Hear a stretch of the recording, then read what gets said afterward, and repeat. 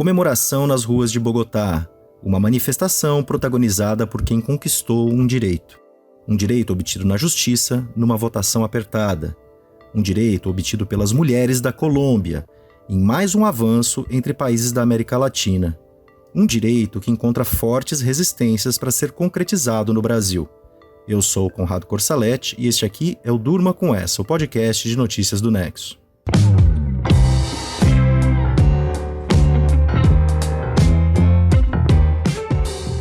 Olá, eu sou a Aline Pellegrini e estou aqui com o Conrado para apresentar esse podcast que vai ao ar de segunda a sexta, no fim da tarde e início da noite, sempre com notícias que podem continuar a ecoar por aí.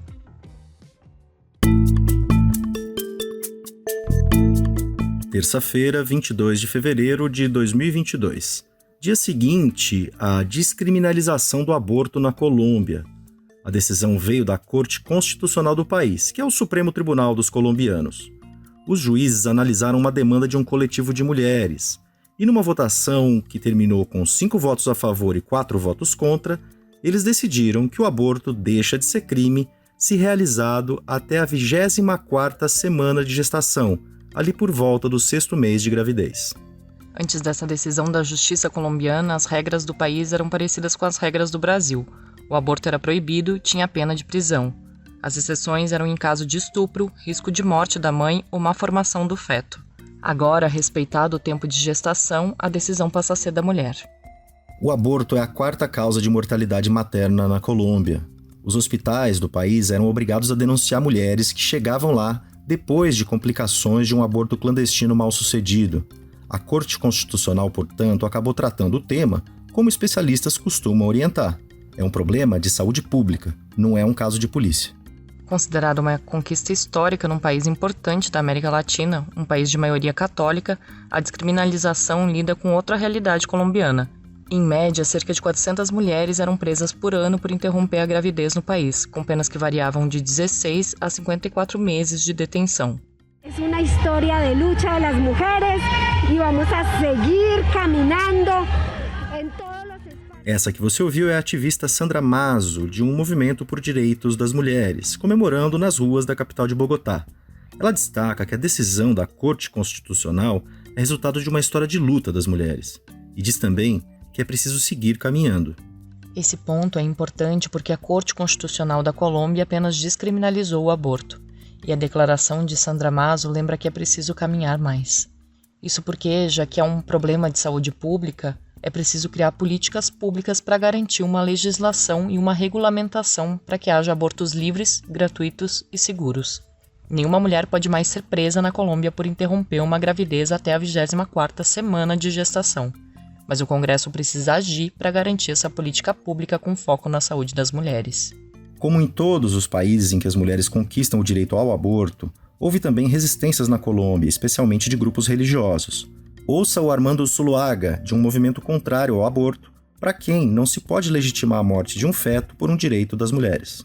Não se pode legitimar a morte por um direito. Nós não somos deuses para dizer quem vive ou quem morre.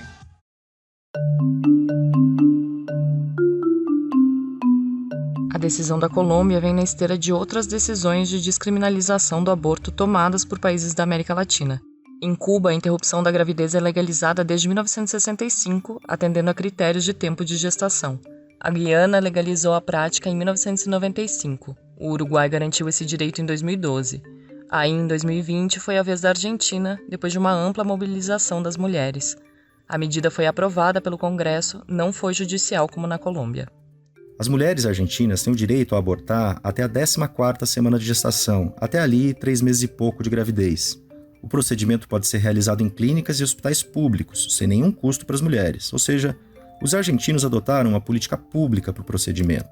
Ainda na América Latina, o México viu sua Suprema Corte considerar inconstitucional a criminalização do aborto, isso em 2021. Mas a regulamentação da interrupção da gravidez para as mexicanas ficou nas mãos dos estados, então alguns regularam o aborto e outros não. Observar o comportamento dos países da América Latina é importante porque é uma região bastante atrasada nesse aspecto, como acontece com países da África, do Oriente Médio e do Sudeste Asiático. E a gente está falando em direito das mulheres, falando em tratar o aborto como uma questão de política pública, porque esses conceitos foram construídos a partir de evidências. A plataforma Nexo Políticas Públicas, ligada ao Nexo, tem uma seção que se chama Perguntas que a Ciência já respondeu. E a ciência, os pesquisadores, a partir de pesquisas e acúmulos de dados, têm algumas conclusões a respeito desse debate. Então a gente vai trazer aqui algumas perguntas e vai trazer também as respostas. Diante do tema que a gente está tratando, a primeira pergunta que surge é: criminalizar o aborto num país barra o número de interrupções de gravidez desse país? Segundo os pesquisadores Marcelo Medeiros e Gabriela Rondon, do Brasil Lab e da Universidade de Princeton, tudo indica que a resposta é não. Nos países onde a criminalização foi suspensa, não teve um aumento substantivo do número de abortos. Na verdade, a descriminalização combinada a políticas de saúde sexual e reprodutiva levou à diminuição de interrupções de gravidez em vários países. Então, a criminalização não é uma política efetiva de contenção do aborto. Além disso, as consequências negativas da criminalização são fortes demais para que ela seja justificada como uma política razoável. A criminalização gera um mercado de clínicas clandestinas de aborto, clínicas com custo alto para as mulheres e qualidade baixa. Gera também uma rede de tráfico internacional de medicamentos abortivos que reforça a estrutura de tráfico de outras drogas. E tudo isso certamente limita a busca de assistência de saúde adequada por parte das mulheres que já abortaram. Então, Aline, segundo os pesquisadores que escrevem para o Nexo Políticas Públicas, qual é a melhor política para reduzir os abortos em um país? Eles dizem que as políticas de contracepção têm se mostrado a forma mais eficiente de se reduzir abortos em um país. Contracepção inclui a responsabilidade masculina. Se os homens usassem sempre preservativos, a queda no número de abortos seria significativa. A disponibilização e o incentivo ao uso de contracepção feminina também é importante. Essas políticas incluem parar de se tratar o sexo como um tabu. Sexo faz parte da vida e da rotina das pessoas e deve ser tratado assim nas escolas, nas igrejas, na televisão e assim por diante. Isso facilita a aceitação e o uso de contracepção masculina e feminina, o que leva, consequentemente, à redução no número de abortos. Tem uma pergunta que é central, especialmente para quem é contra o aborto. A gente ouviu agora há pouco o ativista colombiano contrário ao aborto falando, por exemplo, que descriminalizar a interrupção da gravidez com a expulsão do feto é legitimar a morte. Então, qual é a resposta para esta pergunta? Quando a vida realmente começa? Os pesquisadores do Nexo Políticas Públicas ressaltam que a ciência não tem uma resposta para isso. Um óvulo é uma célula viva já antes da fecundação. Essa é uma pergunta usada, segundo eles, para determinar julgamentos morais no aborto. Na realidade, o que a pergunta quer realmente saber é: a partir de que momento um conjunto de células constitui uma pessoa? A ciência também não tem resposta para isso. A moral de base religiosa tem, mas a resposta varia de religião a religião. Sim, acaba que quando um governo é influenciado pela religião, sua atitude em relação ao aborto costuma ser mais restritiva. O Brasil garante o aborto legal em caso de estupro, risco de vida para a mulher e em casos de anencefalia do feto. Mas existem pressões nos últimos anos para restringir ainda mais esse direito.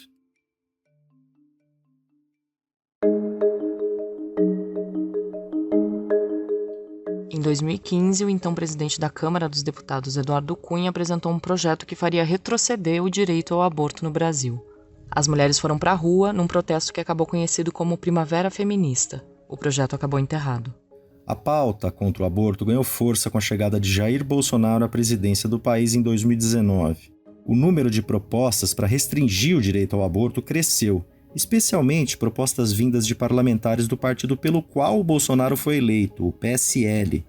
O Bolsonaro já não está mais nesse partido, foi para o PL, mas seu governo mantém a agenda de restrição de direitos reprodutivos femininos em alta. Um dos momentos mais chocantes da cruzada do governo contra o aborto aconteceu em 2020. Damares Alves, que é a ministra da Mulher, da Família e dos Direitos Humanos, agiu para tentar impedir que uma criança de 10 anos fizesse um aborto legalizado. A menina tinha sido estuprada pelo tio em São Mateus, no Espírito Santo. Segundo uma reportagem do jornal Folha de São Paulo, Damares chegou a enviar assessores para o Estado a fim de tentar impedir a interrupção da gravidez. A lei foi seguida, o aborto foi feito em Recife, no estado de Pernambuco. Tudo em meio a uma campanha de coerção e difamação por militantes anti-aborto. Nesta terça, o Bolsonaro foi para as redes sociais criticar a decisão do Tribunal Constitucional da Colômbia de descriminalizar o aborto. O presidente escreveu o seguinte, abre aspas, que Deus olhe pelas vidas inocentes das crianças colombianas, agora sujeitas a serem ceifadas com a anuência do Estado no ventre de suas mães até o 6º mês de gestação, sem a menor chance de defesa.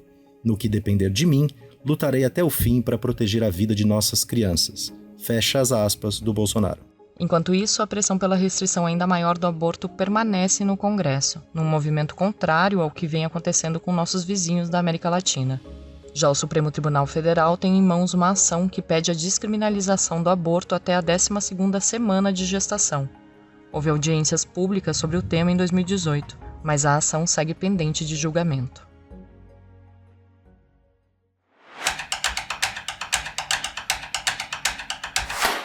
Três brasileiros estão presos na Tailândia desde o dia 15 de fevereiro por suspeita de tráfico internacional de drogas.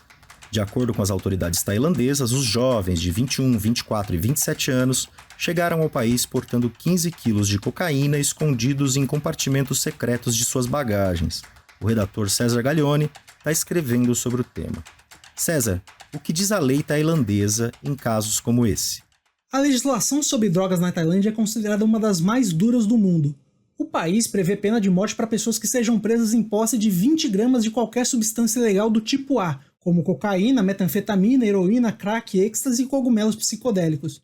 Em nota, o Ministério das Relações Exteriores, o Itamaraty, disse que está acompanhando a situação e afirmou que presta, abre aspas, toda a assistência cabível aos nacionais, em conformidade com os tratados internacionais vigentes, fecha aspas. E César, por que o Sudeste Asiático tem a tradição de ter leis e penas duras em relação às drogas? O Sudeste Asiático é conhecido por ser um dos maiores mercados de entorpecentes do mundo, e os governos da região encontram dificuldades em definir políticas públicas eficientes para o assunto. Como o problema se espalhou, os países da região adotaram medidas de tolerância zero, muito inspiradas pela postura dos Estados Unidos na década de 70, quando o então presidente Richard Nixon declarou que as drogas eram, abre aspas, o inimigo número 1 da América, fecha aspas. Só que as medidas não foram efetivas. O comércio e o consumo de drogas aumentou, as prisões ficaram superlotadas e o problema não desapareceu.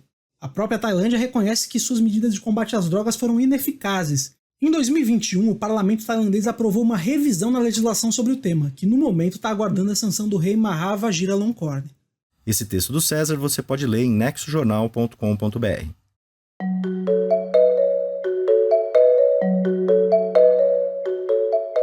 A crise no leste europeu foi elevada a um novo patamar na segunda-feira com o reconhecimento de territórios separatistas da Ucrânia pelo Vladimir Putin. O presidente russo considerou independentes essas áreas do país vizinho. Tem aí movimentos geopolíticos do Putin, que diz haver um avanço indevido da OTAN, o Tratado Militar de Potências do Ocidente, sobre o leste europeu. E tem também no argumento do Putin a ideia de que a Ucrânia faz parte da história da Rússia. Quem explica mais pra gente é o repórter especial João Paulo Charlot. Olá ouvinte, olá amigos, eu durma com essa. A história de que a Rússia tem algum tipo de direito natural sobre a Ucrânia não vem de hoje. Ela também não vem dos tempos da União Soviética. Na verdade, desde pelo menos o século IX, russos e ucranianos aparecem entrelaçados. Putin vai buscar nas raízes dessa ancestralidade comum a justificativa para as ações que vem tomando contra a soberania da Ucrânia. Na visão apregoada pelo Kremlin, o fato de russos e ucranianos terem um passado étnico em comum torna tudo incontestável. A Ucrânia foi, em sua origem, uma federação de povos bálticos, eslavos e nórdicos que incluía o que viria a ser a Ucrânia e a Rússia de hoje. No século XX, a Ucrânia foi uma das 15 repúblicas que compunham a União Soviética. A União Soviética não existe mais, ela acabou em 1991. Mais recentemente, em 2013, o governo ucraniano quis se aproximar da União Europeia. Putin não apenas impediu, como tomou para si, em 2014, uma península ucraniana chamada Crimeia. Agora, em 2022, coloca tropas em mais um pedaço, as regiões de Donetsk e Lugansk, na região ucraniana do Donbass. No discurso na TV de segunda-feira, o Putin disse que a Ucrânia não é exatamente um país de verdade. É uma espécie de experimento de independência e soberania que fracassou. A ideia foi repetida no dia seguinte pelo chanceler russo Sergei Lavrov. Na visão do Kremlin, a existência da Ucrânia é fruto de uma benevolência e de uma liberalidade dos russos de hoje e dos soviéticos de ontem.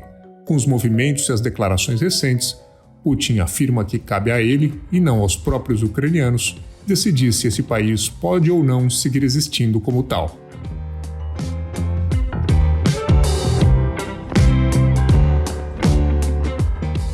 Da descriminalização do aborto na Colômbia, passando pelos brasileiros presos por tráfico de drogas na Tailândia e fechando com a crise na Ucrânia, durma com essa.